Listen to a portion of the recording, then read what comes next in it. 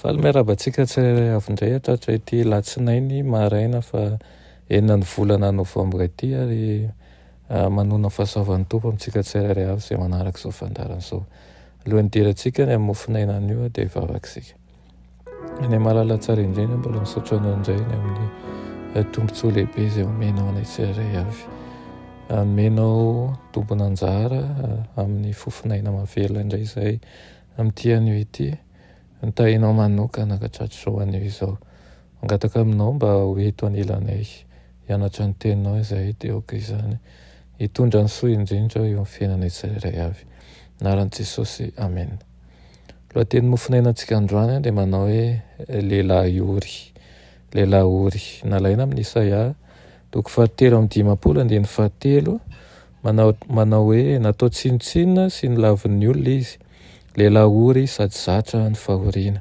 Ary tahak'izay tsy tian'ny olon-kojerena akory izy, natao tsinotsinona izy ka tsy mba nahoantsika. Amen. Noho ny fitondran'Andriamanitra dia napetrany teo amin'ny toerana ahazahoan'i Kristy hanome fahitana mahatalanjona ny amin'ny fahamarinan'Andriamanitra i Jaona mba ahazahoany mampianatra ny fiangonana.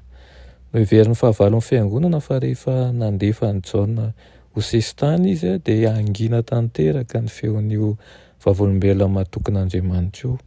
Kanjo tao amin'ilay nosy Patmosy no nandraisan'ny hafatra izay anan-kery hampatanjaka ny fiangonana hatramin'ny faran'izao tontolo izao.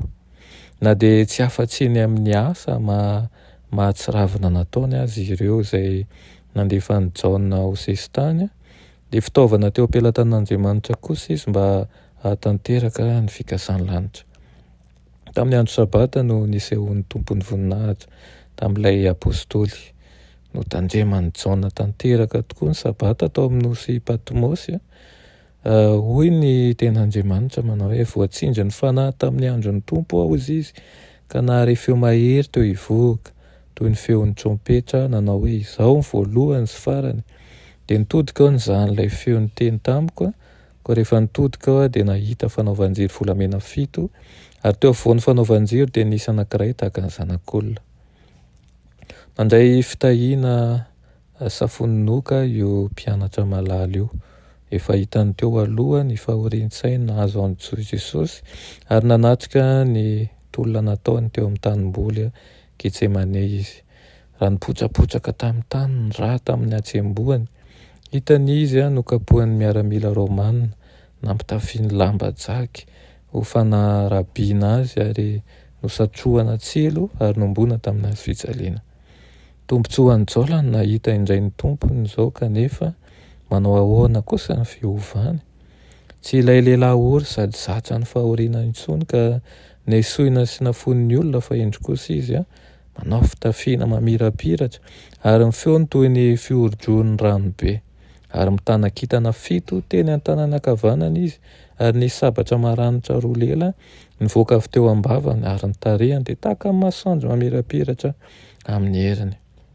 Namirapiratra ny mpamonjy natsangana indray ny nosy Patmosy ary teo avokoa no nampisehoan'Andriamanitra azy ny zavatra tsy maintsy hiseho ny amin'ny andro farany amin'izao andro iainantsika izao.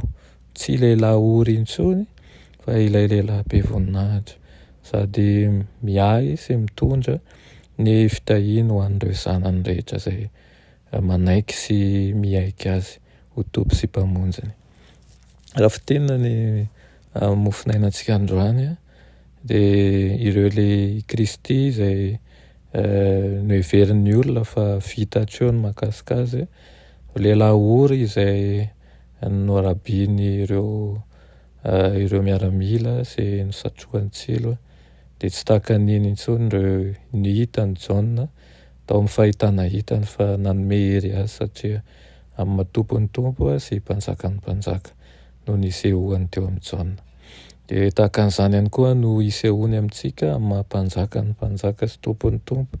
Nitondra ny fahefana rehetra, nandresy ny fahafatesana, nandresy ny fahoriana rehetra eto amin'ity tany ity mba hanome fanantenana ho ahy sy ho anao ny amin'izao fiainan'izao sy ny fiafarany zavatra rehetra zay mety ho sedraitsika eto amin'ity tany ity.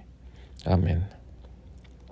Renay malala tsara indrindra mbola misaotro anao ny amin'izany teninao izany izay mampatsiahy anay mandrakariva fa resinao tokoa ny fahafatesana ary efa aminao ny voninahitra rehetra na any an-danitra na eto an-tany.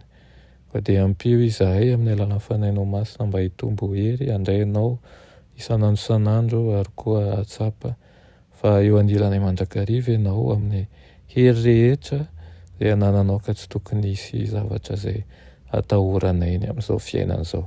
Aminaran'i Jesosy. Amen.